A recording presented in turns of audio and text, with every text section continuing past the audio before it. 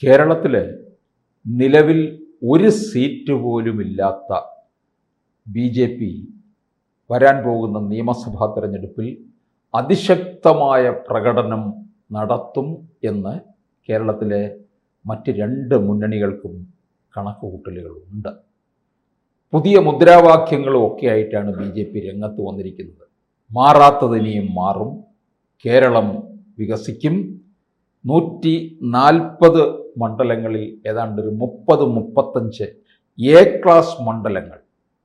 അതാ A class മണ്ഡലങ്ങൾ എന്ന് അവർ പറയുമ്പോഴും ആ ഇക്കഴിഞ്ഞ തദ്ദേശവും ലോക്സഭയും നോക്കുമ്പോൾ സ്റ്റാറ്റിസ്റ്റിക്സ് അനുസരിച്ച് നമുക്കും പറയാം അത് അവർ വോട്ട് പിടിച്ചിട്ടുള്ളത് 35,000-നും 40,000-നും മുകളിലാണ്. അവിടെ എന്തും സംഭവിക്കാം എന്നുള്ളത് ഉറപ്പല്ലേ? തീർച്ചയായിട്ടും. അതിൻ്റെ ഒരു പ്രധാന ചൂണ്ടുപലകയായിട്ട് കാണേണ്ടത് മികച്ച സ്ഥാനാർത്ഥികളെ ഇത്തവണ ഒരു നിർത്താൻ സാധ്യതയുണ്ടെന്ന്. മികച്ച സ്ഥാനാർത്ഥികൾ നിന്നില്ലെങ്കിൽ നമ്മൾ ഈ പറയുന്ന താഴേക്ക് പോകും, നിലവാരം നിൽക്കില്ല, അത് താഴേക്ക് പോകാം. പക്ഷെ അല്ലെങ്കിൽ ഒരു 30 സീറ്റിലെങ്കിലും കടുത്ത ത്രികോണ മത്സരത്തിനുള്ള സാധ്യത വരികയാണ്.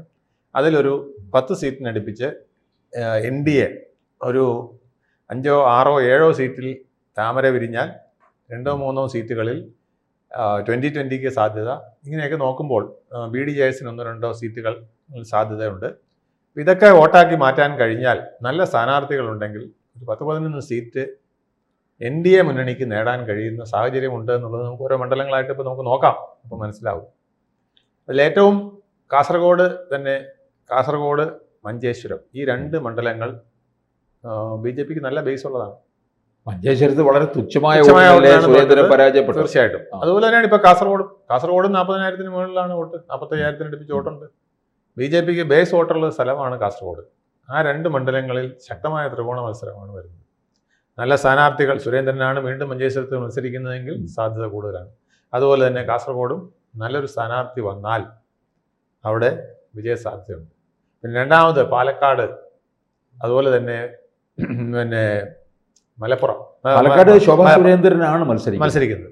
അതുപോലെ തന്നെ മലമ്പുഴ, ഈ 2 മണ്ഡലങ്ങൾ കൃഷ്ണകുമാർ ആയിരിക്കും സാധ്യത. കൃഷ്ണകുമാറിന് സാധ്യതയുള്ള ഒരു മണ്ഡലമാണ്. കൃഷ്ണകുമാറിന് പാലക്കാടിനേക്കാൾ സാധ്യത മലമ്പുഴയാണെന്നാണ് പൊതുവെ അറിയപ്പെടുന്നത്. പക്ഷേ ശോഭാ സുരേന്ദ്രൻ ആയതുകൊണ്ട് പാലക്കാട് എനിക്ക് തോന്നുന്നു വിജയം.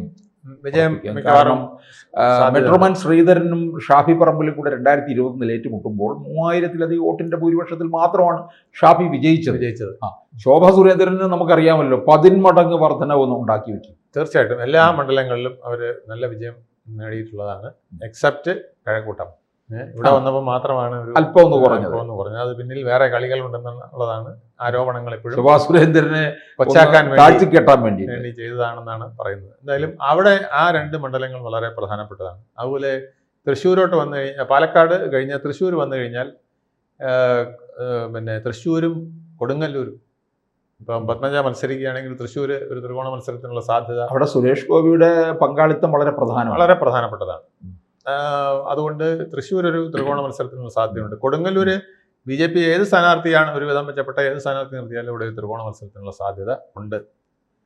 ഒന്ന് വിട്ടുപോയി കോഴിക്കോട് 1-2 മണ്ഡലങ്ങളിൽ അവർക്ക് കോർപ്പറേഷൻ തന്നെ 13 ഡിവിഷനിലാണ് അവർ വിജയിച്ചത്. കോഴിക്കോട് സൗത്ത് ഒക്കെ അവർക്ക് പ്രധാനപ്പെട്ട സാധ്യതയുള്ള സ്ഥലങ്ങളാണ്. അതുപോലെ ബാലുശ്ശേരിയിലൊക്കെ ഇത്തവണ നല്ല വോട്ട് പിടിച്ചിട്ടുണ്ട് BJP. അപ്പം അവിടെയൊക്കെ നല്ല സ്ഥാനാർത്ഥികൾ നിൽക്കുകയാണെങ്കിൽ പലപ്പോഴും ചാൻസുകൾ വരുന്ന മണ്ഡലങ്ങളുണ്ട് കോഴിക്കോട് എന്നുള്ളത് കാണാം. പിന്നെ തൃശ്ശൂർ, അത് കഴിഞ്ഞ് നമുക്ക് എറണാകുളത്തേക്ക് വന്നു കഴിഞ്ഞാൽ 2020 സഹായത്തോടെ കുന്നത്തുനാട് തീർച്ചയായിട്ടും അവർക്ക് അനായാസം പിടിക്കും. കഴിഞ്ഞ തവണ തന്നെ 50,000-ന് പുറത്ത് വോട്ടുണ്ടായിരുന്നു കുന്നത്തുനാട് 2020. പിന്നെ തൃപ്പൂണിത്തറ സാബു ജേക്കബൊക്കെയാണ് നിൽക്കുന്നതെങ്കിൽ തീർച്ചയായിട്ടും വിജയിക്കാൻ കഴിയും. അല്ലെങ്കിൽ നല്ല അതുപോലത്തെ ഒരു കാൻഡിഡേറ്റ് ആണെങ്കിൽ തൃപ്പൂണിത്തറ ഈസി ആയിട്ട് അവർക്ക് പിടിച്ചടക്കാൻ കഴിയും. പിന്നെ മൂവാറ്റുപുഴയിലും ചാലക്കുടിയിലും പോലും നല്ല പേരുണ്ട് 2020-ക്ക്. BJPക്കും കുറച്ച് സ്വാധീനമുള്ളതാണ്. എറണാകുളം മണ്ഡലത്തിൽ ഇത്തവണ 2020 സ്ഥാനാർത്ഥി നിർത്തുമെന്ന് പറയുന്നു. ഇതിനേക്കാൾ പ്രധാനമാണ് കോട്ടയത്തെ കടുത്തുരുത്തിയിൽ മോൻസി ജോസഫിന് ഒരു വെല്ലുവിളി BJP ത്രികോണ മത്സരത്തിലൂടെ ഉണ്ടാക്കും എന്നുള്ളതാണ് പറയുന്നത്.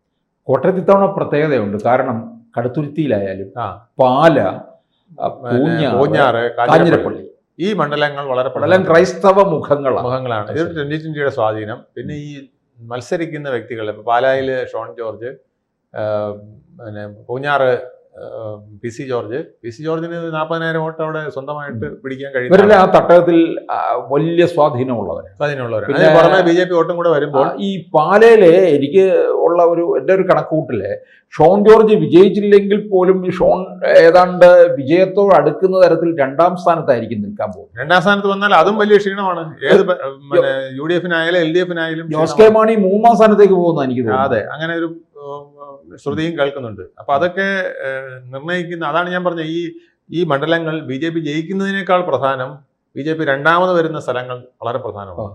കാരണം അതുവഴി പിന്നെ 3ാമത് പോകുന്ന LDF-ഓ UDF-നോ പലപ്പോഴും വളരെ വലിയ നഷ്ടം നിയമസഭയിൽ സംഭവിക്കും. പിന്നെ ഇങ്ങോട്ട് വന്നു കഴിഞ്ഞാൽ കാഞ്ഞിരപ്പള്ളിയിലുണ്ട് കേന്ദ്രമന്ത്രിയാണ് മത്സരിക്കുന്നത്. അതെ, അത് ഉറപ്പായിട്ടില്ല. അത് മത്സരിക്കുകയാണെങ്കിൽ ഈ 3 മണ്ഡലങ്ങളും ചേർത്തുകൊണ്ട്, കടുത്തുരുത്തി ഉൾപ്പെടെ ചേർത്തുകൊണ്ട് ആ പ്രദേശത്ത് ഒരു വലിയ ഫൈറ്റിനുള്ള ചാൻസ് ഉണ്ട്. പിന്നെ നമുക്ക് പറയാവുന്നത് ചെങ്ങന്നൂരാണ്, ആലപ്പുഴ ജില്ലയിൽ കായംകുളവും BJPക്ക് നോട്ടമുള്ള ഇടമാണ്. അതും ഈ പറഞ്ഞ പോലെയാണ്. ശോഭാ സുരേന്ദ്രൻ നിന്നുകൊണ്ടാണ് കായംകുളത്ത് ഇത്ര വോട്ട് പിടിച്ചത്. കരുനാഗപ്പള്ളിയിൽ ഇതുപോലെ ബേസ് ഉണ്ട്, അവിടെയും അതിനുള്ള രമേശ് ചെന്നിത്തലയുടെ മണ്ഡലത്തിലുണ്ട്. മാവേലിക്കരയുണ്ട്. മാവേലിക്കര ഇത്തവണ നല്ല വോട്ട് പിടിച്ച സ്ഥലമാണ്. മാവേലിക്കരയിലും പിന്നെ ത്രികോണ മത്സരത്തിനുള്ള സാധ്യതയുള്ള സ്ഥലമാണ്. കുട്ടനാട് BDJS-ന്റെ തുഷാർ വെള്ളാപ്പള്ളിയാണെങ്കിൽ തീർച്ചയായിട്ടും അതൊരു വിജയിക്കാൻ കഴിയുന്ന മണ്ഡലം എന്നാണ് പറയുന്നത്. NDAക്ക് അത്രയ്ക്ക് വലിയ ഫൈറ്റ് നടത്താൻ കഴിയുന്ന ഒരു സ്ഥലമാണ് കുട്ടനാട്. ഇപ്പോൾ അവിടെ മിക്കവാറും NCP ആരെങ്കിലും ആയിരിക്കും സ്ഥാനാർത്ഥിയെ നിർത്തുന്നത്. അങ്ങനെ വരുമ്പോൾ BDJS-ന് വളരെ സ്വാധീനം ചെലുത്താൻ കഴിയും. CPM അതുപോലെ തന്നെ 2020-യുടെയും BJP-യുടെയും സ്വാധീനം കൂടെ അവിടെ വരികയാണെങ്കിൽ അങ്ങനെ കഴിയുന്നതാണ്. പിന്നെ പത്തനംതിട്ടയിൽ കോന്നി നമുക്ക് വിട്ടുകളയാൻ പറ്റാത്ത ആറന്മുള അതുപോലെ പ്രധാനപ്പെട്ട. പിന്നെ തിരുവല്ലയിലും നിൽക്കുന്ന പ്രധാനപ്പെട്ട ഒരു സ്ഥാനാർത്ഥിയാണ്. അതെ, അനൂപ് ആന്റണി. അതിന്റെ സ്വാധീനം കൊണ്ട് ചെങ്ങന്നൂരും അതിന് സ്വാധീനം കൊണ്ട് ഏറ്റുമാനൂരും പിന്നെ ചങ്ങനാശ്ശേരിയിലും പിന്നെ മത്സരം കിടക്കും എന്നാണ് പറയുന്നത്. അവിടെയൊക്കെ BJP വിജയിക്കുമെന്നല്ല ഞാൻ പറഞ്ഞത്. ത്രികോണ മത്സരത്തിന്റെ ഒരു പ്രതീതി അനൂപ് ആന്റണി പറഞ്ഞതുപോലെ ചിലപ്പോൾ അറിയത്തില്ല 2ാം സ്ഥാനത്തേക്ക് തന്നെ എത്തിയിരിക്കും. ഇത് പലയിടത്തും അങ്ങനെയാണെന്ന്. BJP 2ാം സ്ഥാനത്ത് വന്നാൽ സംഭവിക്കാൻ പോകുന്നത് ഇവിടെ ആര് ഭരിക്കണം എന്നുള്ളത് BJP-ആണ് നിശ്ചയിക്കുന്നത് എന്നുള്ളതാണ്. മനസ്സിലായില്ലേ? അത് LDF-നാണോ വരുന്നത്, കോൺഗ്രസിനാണോ എന്നുള്ളത് പ്രധാനപ്പെട്ട ഒരു ചോദ്യം തന്നെയാണ്. എന്തായാലും ഇത്തവണ കേന്ദ്ര സർക്കാർ ഇവിടെ CPM-നെ എതിരിടാൻ തന്നെ തീരുമാനിച്ചിരിക്കുകയാണ്. അതുകൊണ്ടാണ് പിണറായി വിജയനും അരയും തലയും മുറുക്കി രംഗത്തിറങ്ങിയിരിക്കുന്നത്. മോദി വന്ന ദിവസം തന്നെ ഇവിടെ മോദിയുടെ ഉദ്ഘാടനത്തെ അലോരസത്തിൽ തന്നെ ഇറങ്ങിയതിന്റെ കാരണവും ഇത് തന്നെയാണ്. കൊല്ലം ജില്ലയിൽ വന്നാല് ചാത്തന്നൂർ മണ്ഡലം, അതുപോലെ തന്നെ കൊല്ലം മണ്ഡലത്തിൽ പോലും നല്ലൊരു സ്ഥാനാർത്ഥി വന്നാൽ ത്രികോണ മത്സരത്തിന് സാധ്യതയുണ്ട്. ത്രികോണ മത്സരത്തിൽ വിജയിക്കുമെന്നല്ല ഞാൻ പറഞ്ഞത്. 3ാമത് വന്നാൽ പോലും ആ 3ാമത് നിൽക്കുമ്പോൾ പോലും കൺസിഡറബിൾ ആയിട്ടുള്ള വോട്ട് LDF-ന്നാണോ UDF-ന്നാണോ പിടിക്കുന്നത് എന്നുള്ളത് പ്രധാനമാണ്.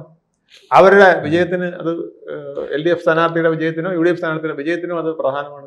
പിന്നെ നമ്മൾ ഇങ്ങോട്ട് വന്ന് ചാത്തന്നൂര് നിൽക്കുന്നു. അത് കഴിഞ്ഞാൽ പിന്നെ തിരുവനന്തപുരത്ത് അവിടെയാണ് ഏറ്റവും വലിയ പോരാട്ടം. ഈവൻ അപ്രധാനം എന്ന് പറയുന്ന ആറ്റിങ്ങൽ പോലും നല്ല സ്ഥാനാർത്ഥി ഉണ്ടെങ്കിൽ പ്രധാനപ്പെട്ടതാണ്. അപ്രധാനം എന്ന് പറയുന്ന ചിറയൻകീഴ് നല്ല സ്ഥാനാർത്ഥി ഉണ്ടെങ്കിൽ അവർക്ക് എല്ലായിടത്തും 30,000 വോട്ട്. പിന്നെ കാട്ടാക്കട, പിന്നെ നെടുമങ്ങാട്, നെടുമങ്ങാട് കാട്ടാക്കടയൊക്കെ ജയിക്കാൻ സാധ്യതയുള്ള സീറ്റുകളാണ്. ഞാൻ പറഞ്ഞ അധികം സാധ്യത ഇല്ലാത്ത സ്ഥലങ്ങൾ എന്ന് പറയുന്നത് നെടുമങ്ങാട് 2ാം സ്ഥാനത്ത് കയറി വരും. 2ാം സ്ഥാനത്തേക്ക് ഈ ആറ്റിങ്ങലായാലും നെടുമങ്ങാടായാലും പിന്നെ അതുപോലെ തന്നെ ചിറയൻകീഴായാലും 2ാം സ്ഥാനത്തേക്കോ നല്ല സ്ഥാനാർത്ഥിയാണെങ്കിൽ അവിടെ വിജയത്തിന്റെ തൊട്ടടുത്തോ വിജയിക്കാനും സാധ്യതയുള്ള സ്ഥലം. പിന്നെ തിരുവനന്തപുരത്ത് വട്ടിയൂർക്കാവ്, കഴക്കൂട്ടം, നേമം, കാട്ടാക്കട, ഈ തിരുവനന്തപുരം സെൻട്രൽ.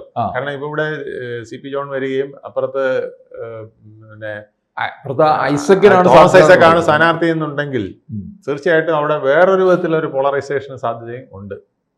BJPക്ക് ഒരു വേറൊരു പോളറൈസേഷനുള്ള സാധ്യതയും അവിടെ നിൽക്കുന്നു. അപ്പോൾ അവിടെയും മത്സരം കടുത്തതാകാൻ സാധ്യതയുണ്ട്.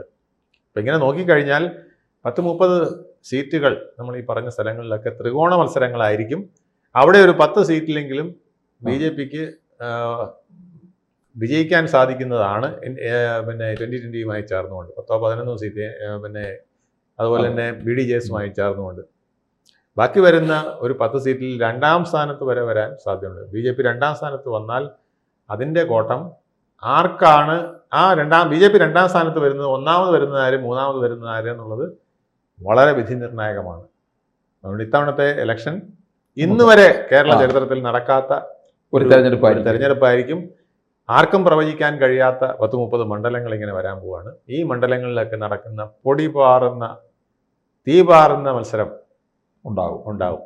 ആ മത്സരം എങ്ങനെയാണെന്നുള്ളത് അന്തിമ വിസിൽ നമ്മൾ ഏപ്രിൽ അവസാനം പെട്ടി പൊട്ടിക്കുമ്പോൾ മാത്രമേ അറിയാൻ കഴിയുള്ളൂ. 30 ദിവസമേ ഉള്ളൂ. ആർക്കും ഒരുപാട് വേലകളൊന്നും കാണിക്കാൻ സാധ്യതയില്ല. ഇപ്പം മോദിയെ എതിർത്തത് കൊണ്ട് പിണറായി വിജയൻ ഇപ്പം വലിയ വോട്ടൊന്നും മുസ്ലിങ്ങളിൽ നിന്ന് കിട്ടാൻ ഇപ്പോൾ ചാൻസ് ഒന്നും ഇല്ല.